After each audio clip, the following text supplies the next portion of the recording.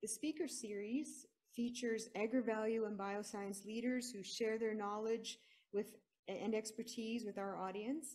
And we have two ABIC Speaker Series events each year, one in the spring and one in the fall, one a little more focused to the business side and one a little more focused to the science side.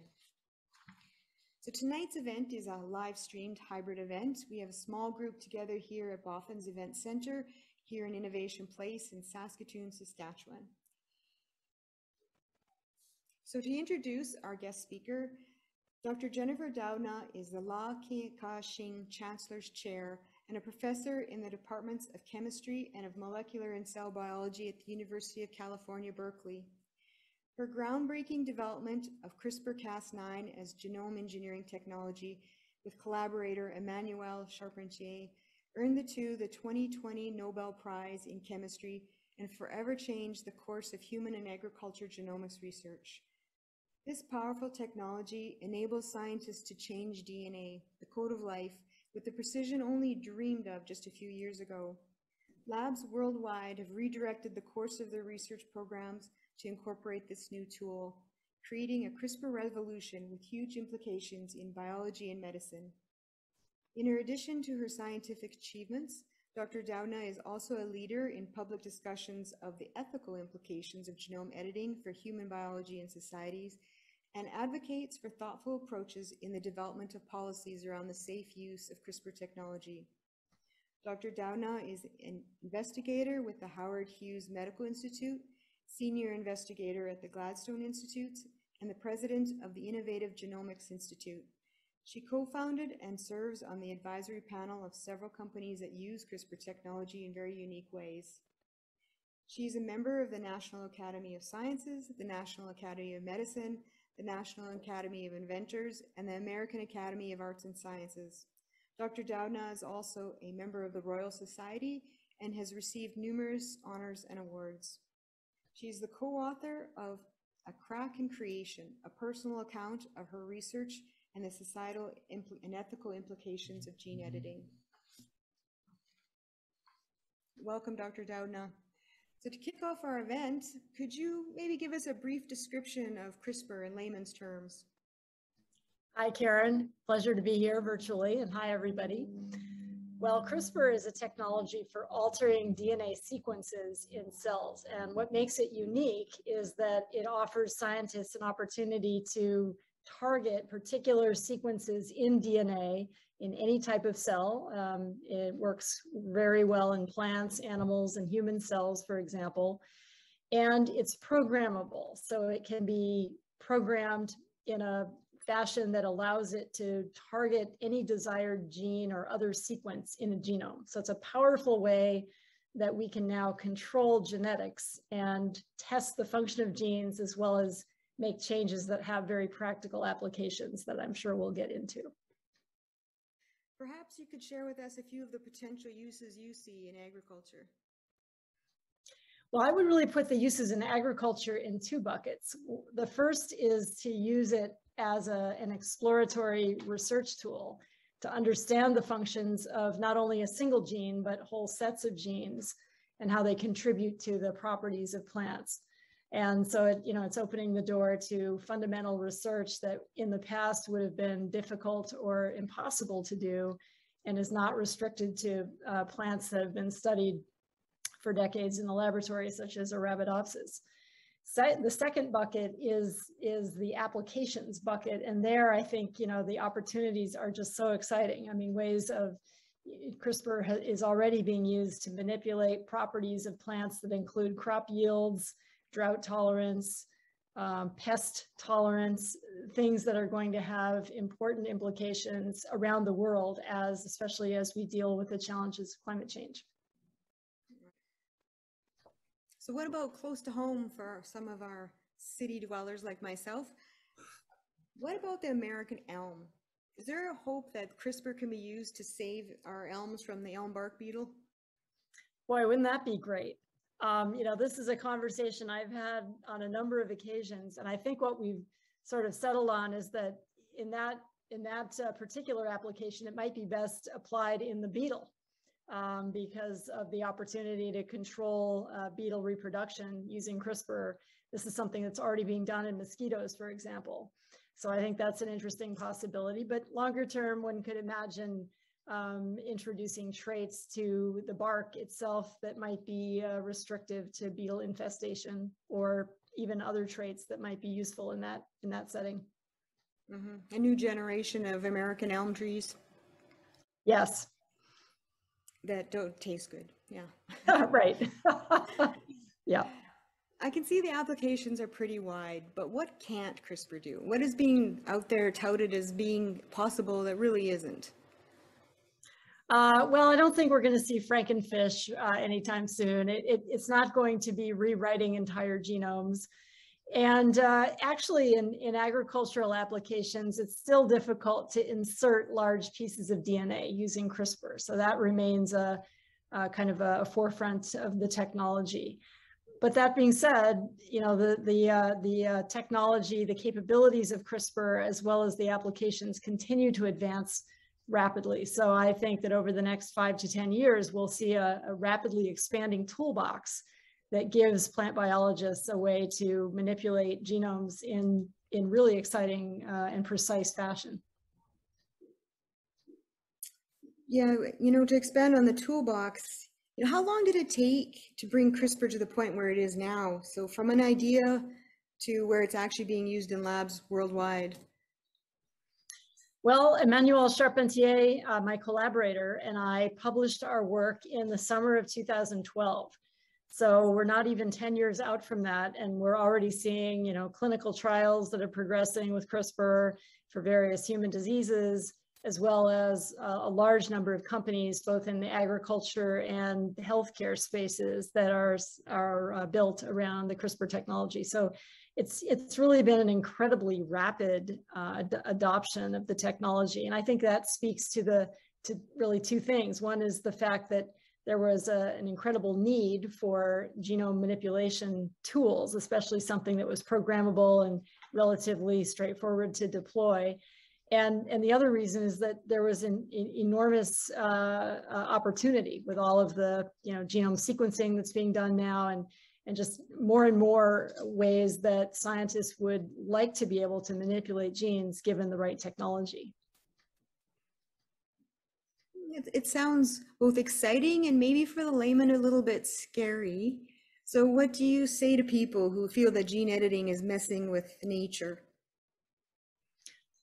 Well, I think, you know, it's important to understand a little bit about where it came from. So we didn't talk about that earlier, but CRISPR is an adaptive immune system found naturally in bacteria. So you have to first appreciate that, you know, this is a natural thing in the sense, you know, it is nature's way of finding and destroying viruses before they can kill bacteria.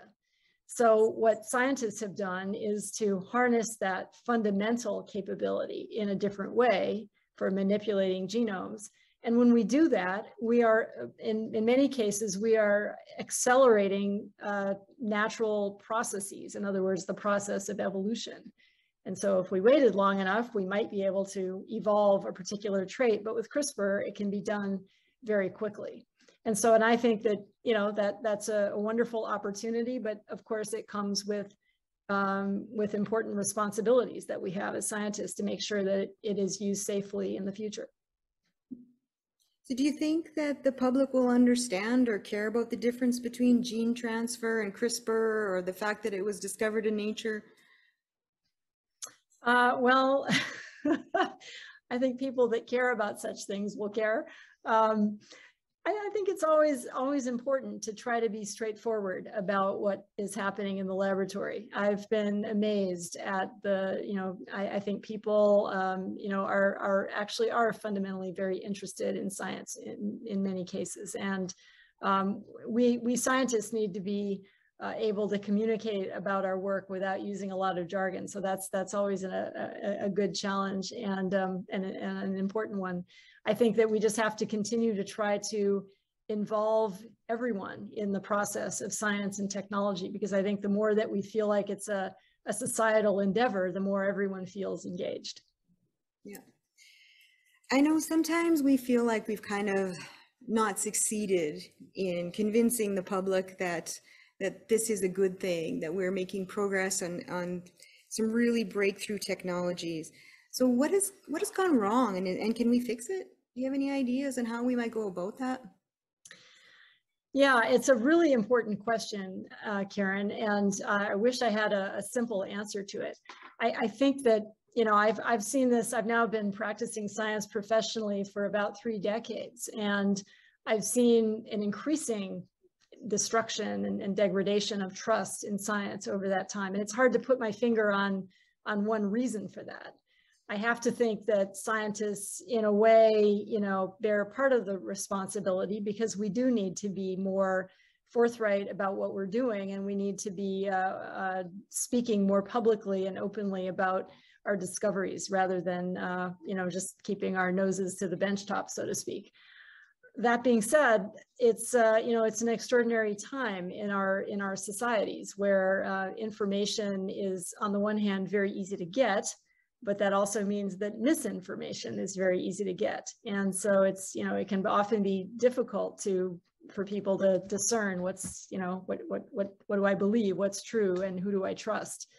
So we just have to keep working at it. It's, you know, there's not going to be one easy answer to it, but we definitely have to keep working at it, because it is so important to have people appreciate and understand the benefits of science and technology. So 30 years it's a long career in science. You've certainly seen a lot of evolution. What about for women scientists? Have things changed? Yes and no. I think that I certainly see more women in science now than I did when I was starting out, and that's especially at the higher levels of sort of academic science, as well as in business. And I think that's wonderful, and we need to see that trend continue.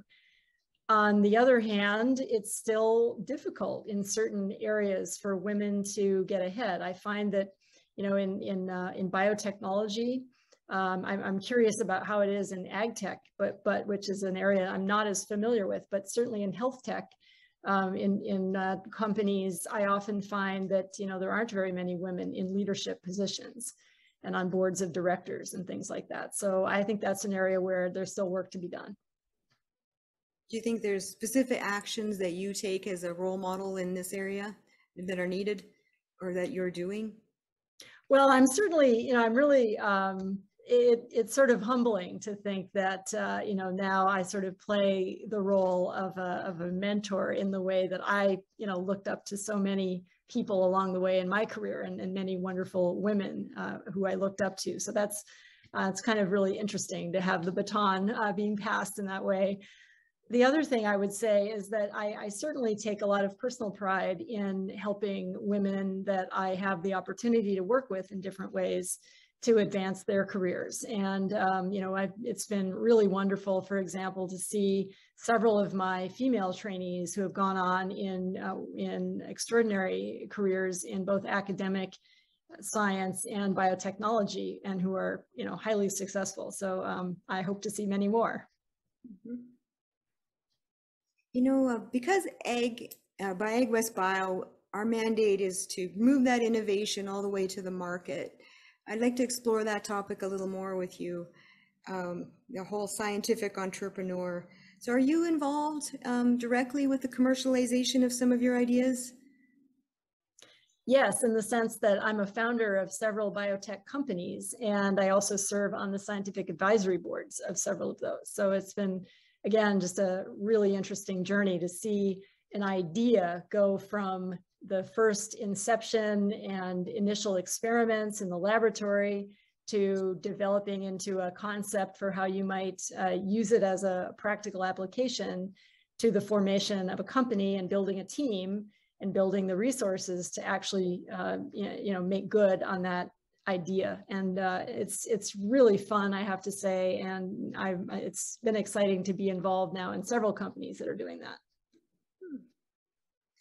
So there's a rumor, I don't know who started it, that scientists are not very good business people. Do you actually specifically do things to help your team cross that bridge between science to business person?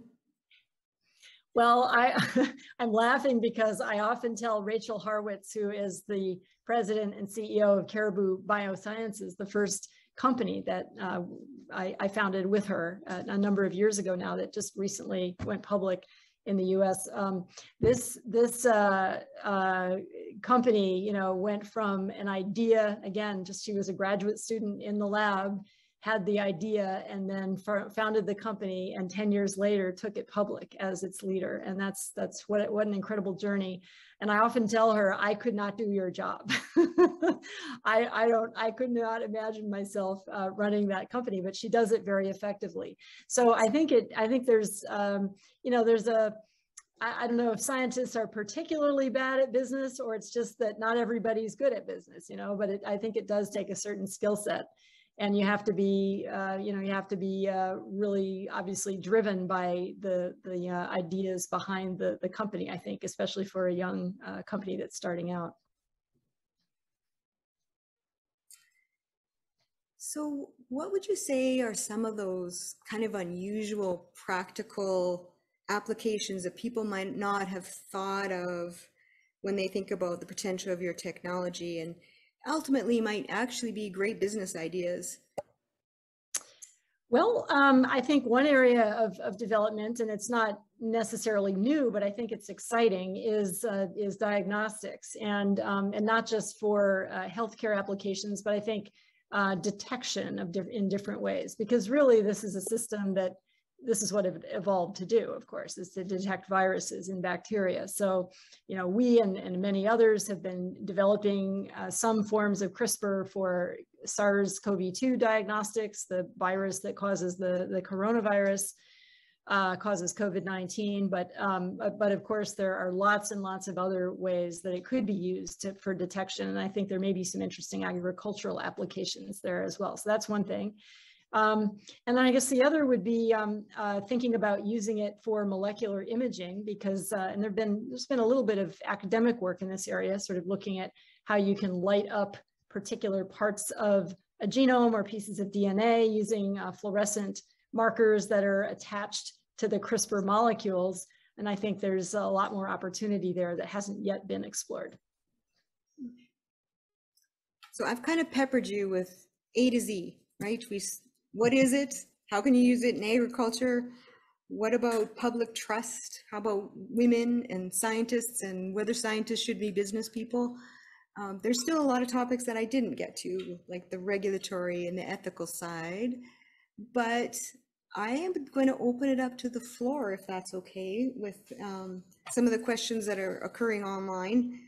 You know, and thank you for letting me pepper you with those questions. I'm not quite through with you in terms of questions, but our online audience, please type your questions into the chat, and someone from the team will read them. And here at Inside Boffins, if you could just use the mic that's on your table, just speak loud and clear, push the button, and once it's green, go ahead. So if there's any questions from the chat line. Sure, I'll ask the first question.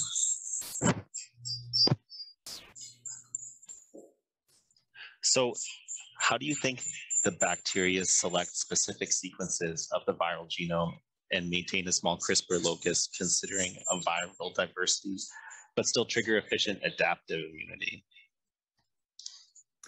Well, I think, yeah, thank you for the question. I think you're wondering how it is that, first of all, particular segments of DNA from a virus are identified as the targets for the CRISPR system. And I think right now, you know, the jury's kind of out on that one. We're not sure. I think it may largely be random, actually, just that, you know, DNA gets chopped up, and the ones that end up being effective targeting sites are selected and allow survival of those bacteria.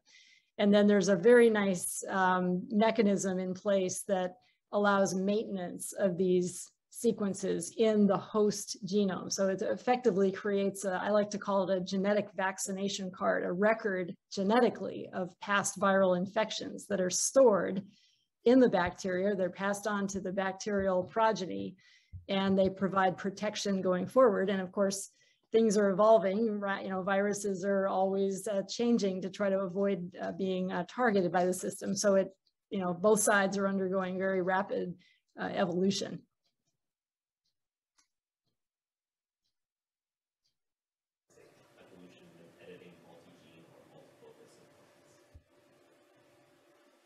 You sort of answered this already, but what is the implication of this mechanistic evolution when editing multi-gene or multi-locus in plants? Well, I think it doesn't relate directly to that, because when we use it for multi-gene editing in plants, it's typically being deployed with a set of guide RNAs, RNA molecules that target the CRISPR proteins to particular genes or segments of genes. And they can, you know, the great thing about CRISPR is that it is programmable. So, you know, the scientists can decide how to design those and introduce them. And because the experiment, you know, is conducted in, you know, usually in one fell swoop, there's no, you know, you don't have to worry about your targets mutating that quickly to avoid being targeted by the designed molecules, if that makes sense. What do you personally see as some of the best possible applications of CRISPR gene editing technologies today? Not necessarily in agriculture, but in any field. Well, I'm certainly very excited about the ways that it's being used in agriculture to understand gene function and also to introduce really useful traits. For example, you know, drought resistance, drought tolerance is one thing, but also increasing crop yields. And this is being done in tomatoes but you know, other types of plants as well. In our own institute, we have a very active program in rice that's working on drought tolerance in rice. And so I think these are areas where there will be, I hope, really important advances that will have practical uses. And beyond, outside of agriculture, you know, I'm certainly interested in ways that CRISPR will be used in the future, not only to cure rare genetic diseases, but I think to potentially deal with genetic traits that various of us have that make us susceptible to disease, whether it's to infectious disease or to you know, diseases of aging, such as neurodegeneration. And I think they're, you know, looking, again, I'm talking in the future here, you know, but looking out a decade or more, probably, this approach could be useful for providing genetic protection from diseases that we would otherwise be susceptible to. What do you see as the most promising application of gene editing in plant breeding? Well, I think I already mentioned a couple of things. I certainly think dealing with some of the challenges of climate change, whether it's drought resistance or pest resistance, I think is also very important. And then, of course, thinking about the nutrient content of food, making sure that food is, you know, that when plant breeding is done, you know, now with CRISPR, in principle at least, we can either protect or introduce traits of interest without affecting other traits that are, you know, are desirable. So, for example, we don't have to have roses that are thornless, but also have lost their smell and, you know, things like that. What's your vision for the future of this technology in agriculture? Where will it be in a few years from a technological point of view? Well, where could we realistically see its application, and how will the public discourse evolve? Yeah, that's a lot. That's a big, very meaty question. I think that certainly the use of CRISPR in crops will, you know, continue advancing quickly as it currently is.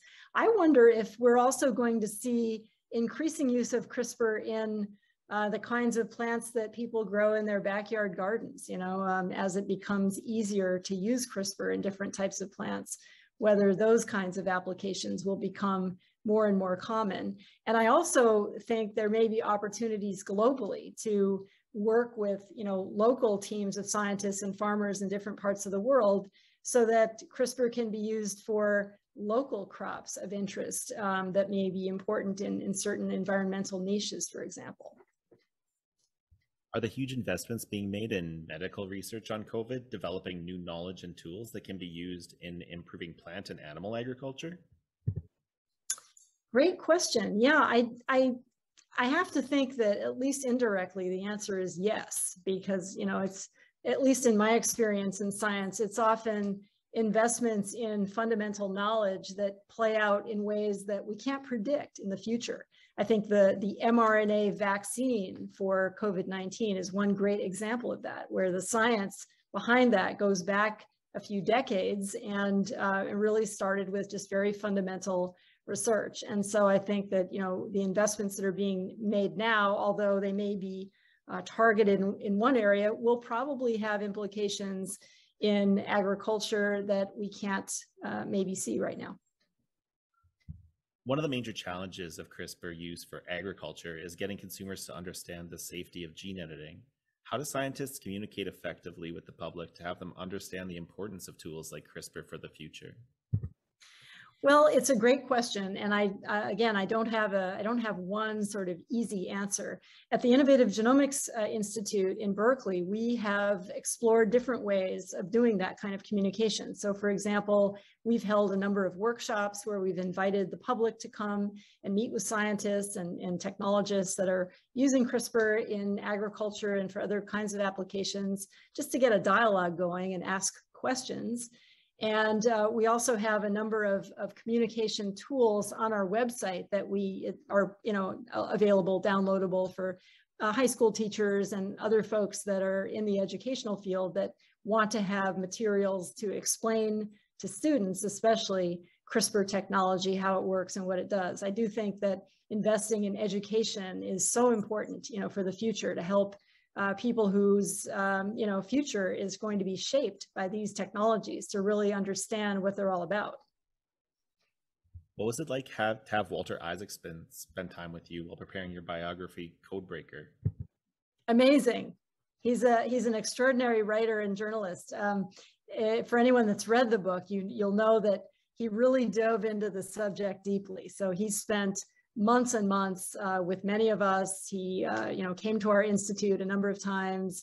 I spent a lot of time talking to him on the phone and on Zoom, of course, during the pandemic, but you know, he also came in person to a number of events and scientific conferences. So he really got to know all of the players in the field. And importantly, he also got his hands wet in the lab. You know, he actually wanted to learn how to use CRISPR. So we had him come to the laboratory and do some genome editing. And you know, as a result, I think the story he told is a quite accurate depiction of, you know, how it was to work in the field and be working with many other scientists, often in collaborative endeavors, and to be making the discoveries that ultimately led to the development of the genome editing technology. People in some countries have the luxury of food security and the option of saying, we don't want that to new technologies. Other countries desperately need these technologies. How do you see the future unfolding? Will we see significant regional differences in the adoption of CRISPR in agriculture? Well, I don't know. You know, I wonder about that a lot. I think a lot of it is going to come down to how CRISPR is regulated in different jurisdictions. And right now, as many of you probably are well aware, you know, CRISPR edited crops are, you know, are labeled differently in different countries, and that may change in the future. But I think it will, you know, again, really come down to how people perceive CRISPR edited crops and the technology itself. Is it, you know, is it truly unnatural, or is it simply, in many cases, accelerating the natural process of evolution? And again, you know, it probably will be a mixture of those types of perceptions. And as scientists, we have to just continue to work to explain what we're doing and answer questions and be clear about what the opportunities and risks are as the technology unfolds. Is there an optimum number of genes or loci that you can edit at one time in plants based on innate mechanistic evolution in bacteria? Well, right now, you know, yeah, I think right now what I've seen is that, you know, up to about a dozen sites can be edited at one time in plants, and I think it's quite extraordinary that can be done. And I suspect that over time, as the technology advances, that will probably increase, and the efficiency of editing will increase. And I think also the precision of editing, being able to make exactly the change to the DNA that is desired at each place. So it's sort of one of those things where it's already, for me at least, kind of amazing that this is possible. And we know it's only going to get better from here. From your perspective, what would be the ideal framework to regulate genome-edited plants? Do you think that the SDN 1 to 3 differentiation is a good way of doing it? Well, I think that's one way of doing it.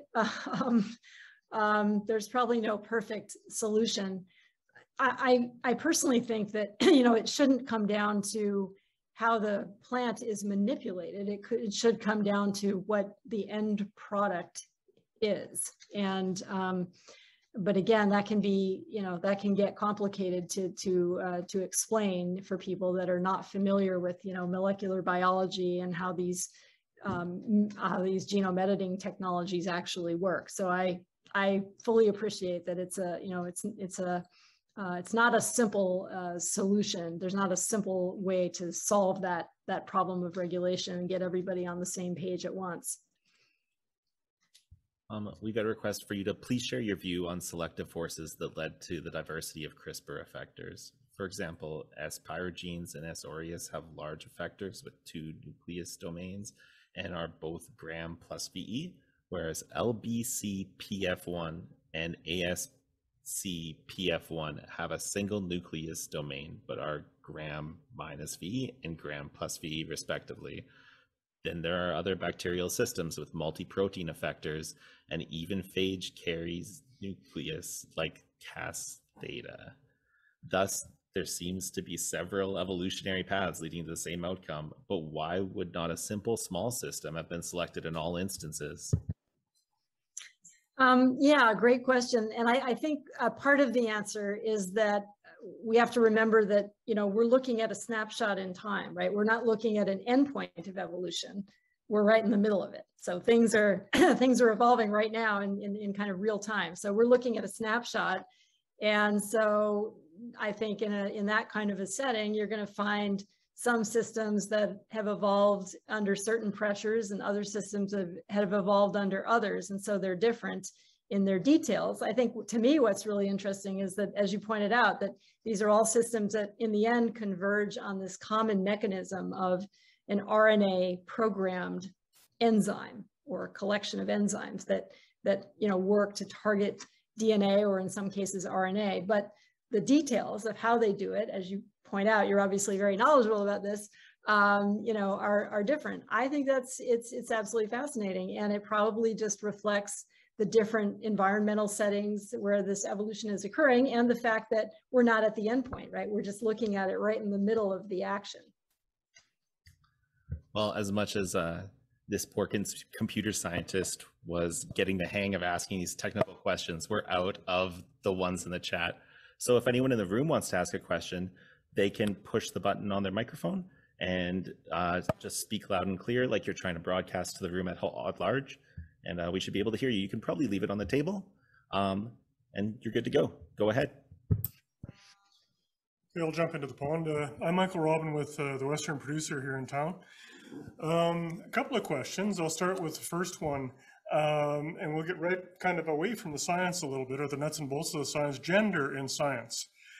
Do women approach it differently? Like we have women agronomists, and out in the field, women combine operators are actually preferred because they tend to be less rammy than the men and less likely to wreck your equipment.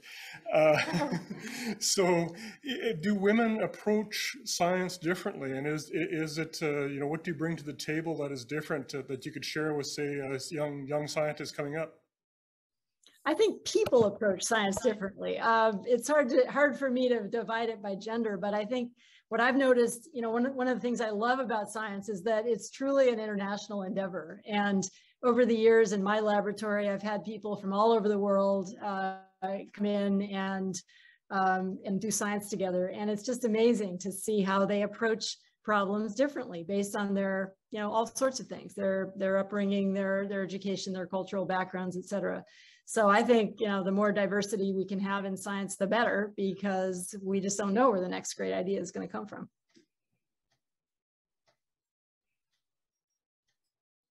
The other one that I had was has to do with ethics. When transgenics first came in, or first developed, when they first came across the idea that we could be able to do this, the scientists said, hold up, let's take a step back and say, okay, what can we do? What are the hazards? What are the benefits? And let's draw up some guidelines as to how to deploy this technology. And I believe that happened back in the 70s or 80s. It's an international effort. Is there something similar that happened when CRISPR was developed as well, with you and Dr. Charpentier?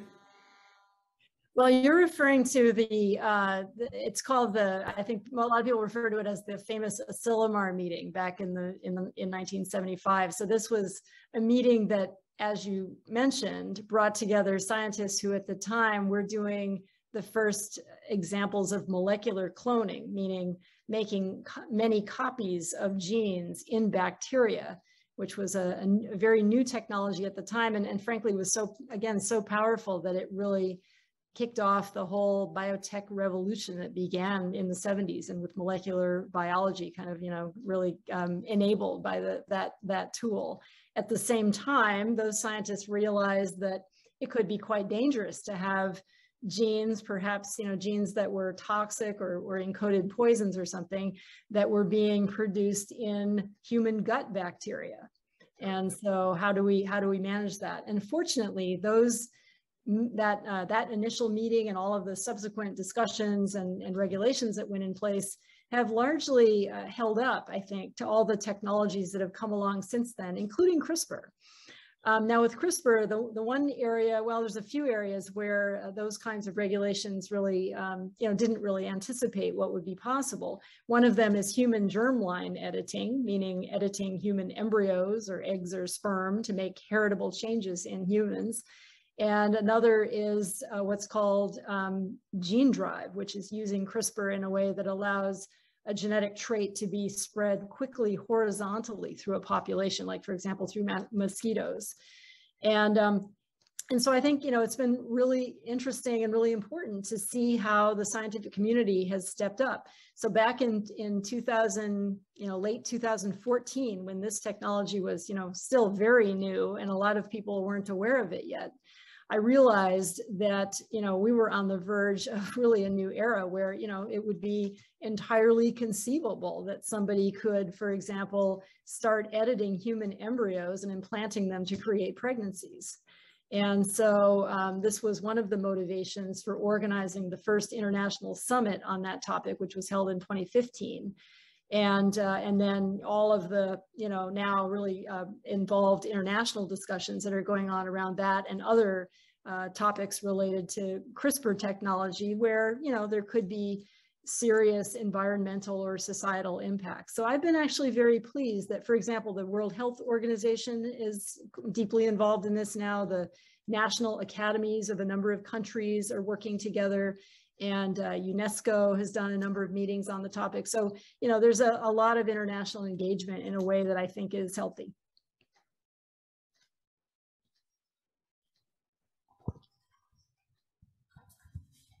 I'll ask another question from the chat. How easy is it to use CRISPR versus other gene editing technologies? Easy's in quotations here. Right. Well, yeah, everything's relative, isn't it? But you raise an important point, and that I didn't mention earlier, which is that, you know, CRISPR is one of a series of technologies that have been developed over the years for manipulating genomes. And what made it different than the earlier formats is that it really is, you know, simple in the sense that for folks that have some molecular biology training, it can be applied quite readily in, you know, a variety of biological settings. And so that's just made it, you know, it made it a very useful tool, frankly.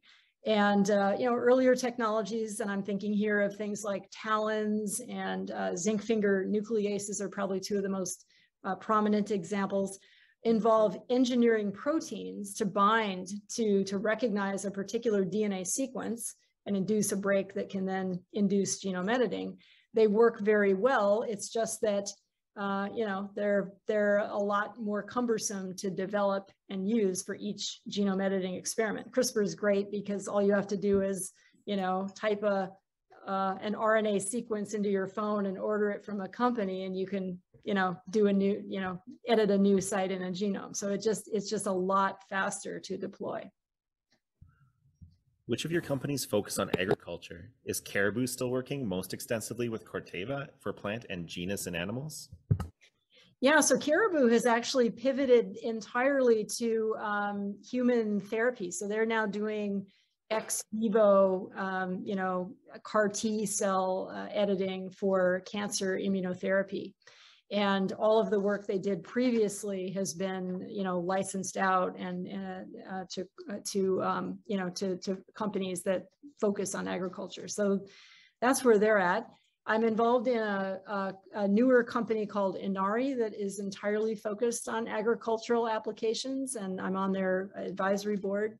So that's where I get my regular fix of kind of, what's happening with genome editing in agriculture. It's always very exciting to see what's going on there. And then, of course, there are many other companies, large and small, that are using the technology for all sorts of applications. We've got a couple of people making eye contact in the room, so I'll open it to the floor for a bit for a few questions locally. Hi, Dr. Doudna. I was wondering, how do you navigate, or when do you know to draw the line between using CRISPR to further science and help the world, and at the same time commercializing ideas while protecting your IP? How did you feel about this then, when you were still starting out, compared to now when you're a founder and a scientific advisor in all of these companies? Well, thank you for the question. First and foremost, I am an academic. I love doing science in the lab, and I love making fundamental discoveries. And of course, I love the idea that science that we do might make the world a better place in some way. And so, for me, I'm really, what gets me out of bed every morning is just, I'm excited about the science that we're doing in the lab. I'm really excited about the members of my lab that I have the pleasure of working with. So I'm really always thinking about that first and foremost. And then for the companies, I really leave the business of CRISPR in their hands, in their capable hands, right? And I really don't get too involved in the day-to-day of those companies, but rather I try to stay focused on what I think is really a strength of academic science, which is new innovation, kind of new ideas, exploring new directions in science. Hi, Dr. Doudna. Stuart Smythe. I'm an ag economist at the University of Saskatchewan, and it was just over 3 years ago that the EU decided that genome editing needed to be regulated as equivalent to GM crops. And we've seen a stampede of resources, both human and fiscal, fleeing Europe to other jurisdictions that have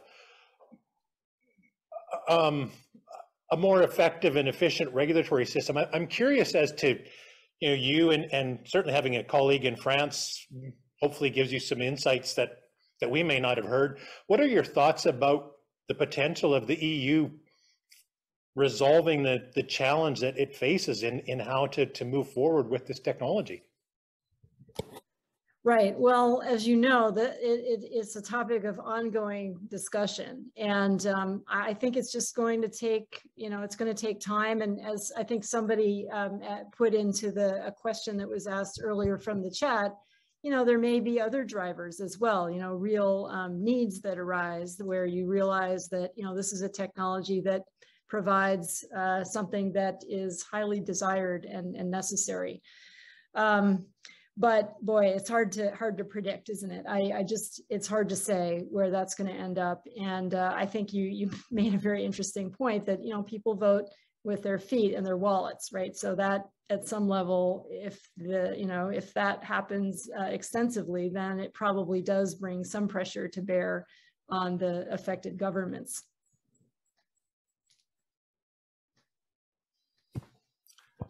Hi, Jennifer. And thanks for joining us. It's Mike Say with Genome Prairie here in the city. I'm hoping this is more of a softball than a cannonball. type question, but do you have any information on how far we're getting using CRISPR technology in terms of COVID antivirals?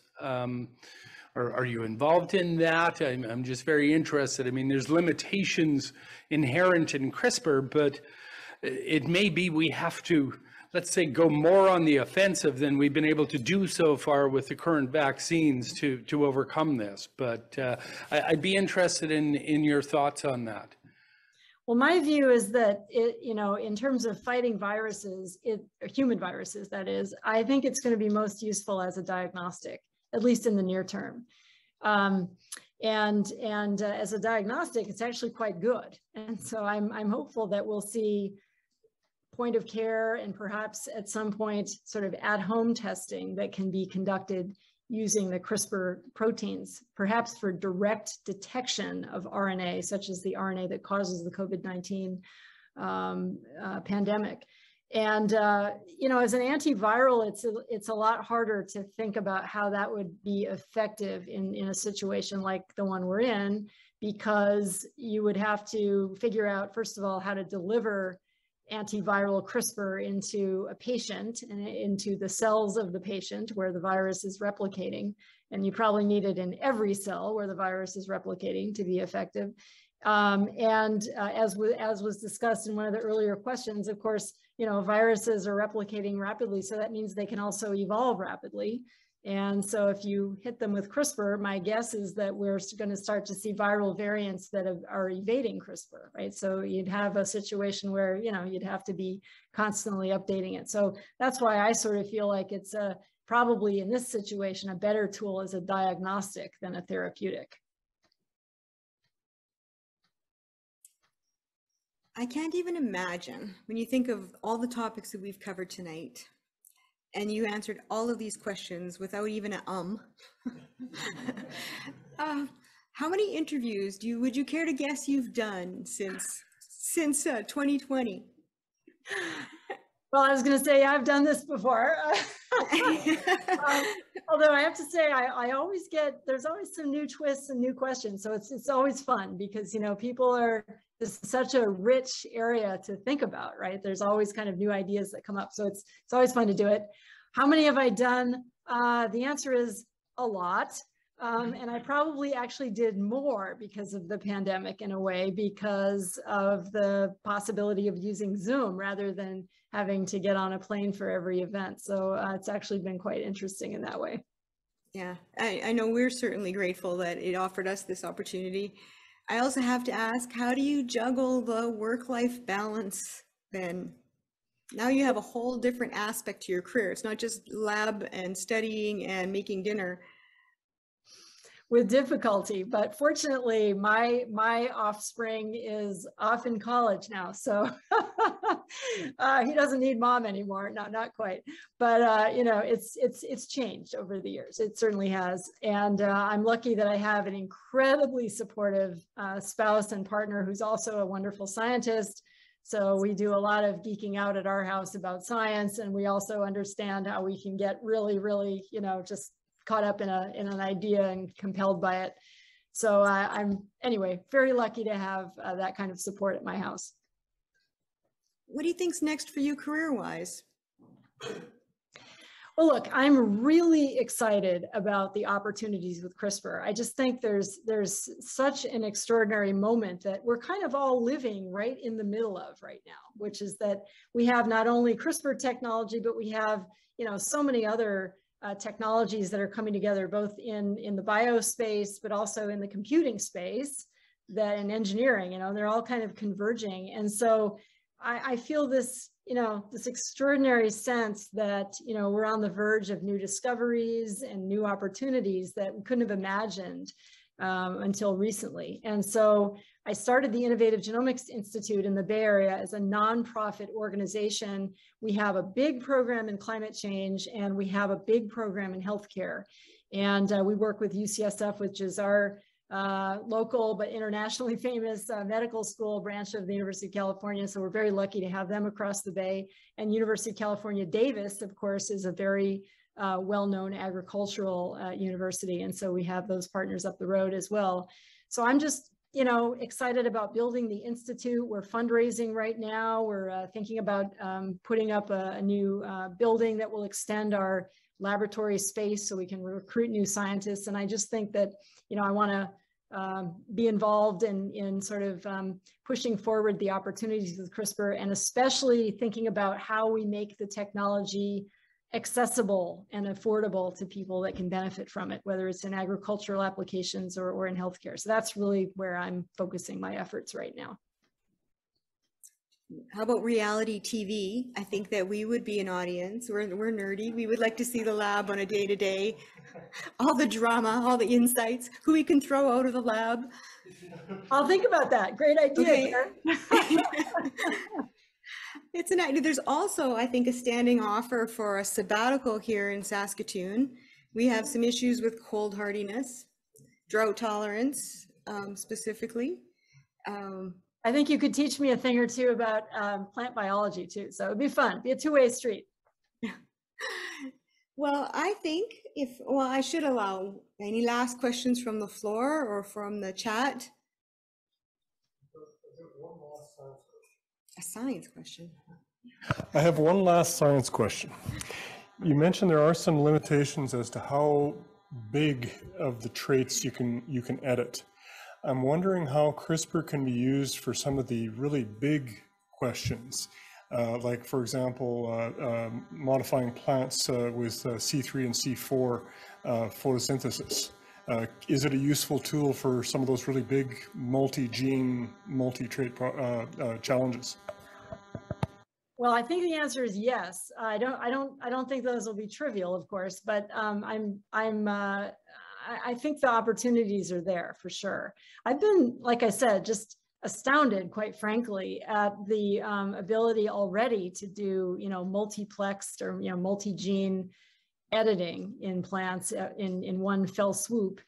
And, you know, it remains difficult to insert large pieces of DNA, but I think even there, you know, their inroads are being made. So I really do think that over the next few years, we're going to see the toolbox, especially in agriculture, just continue to advance. It's quite exciting. It is exciting. It is, the possibilities are so amazing, and your career has been so amazing that I really appreciate that you've taken this time to speak to us in the far north, as it were. And I hope that we will be able to entice you to be in person when those days are back. That would be wonderful. Let's keep that opportunity in mind. Yeah.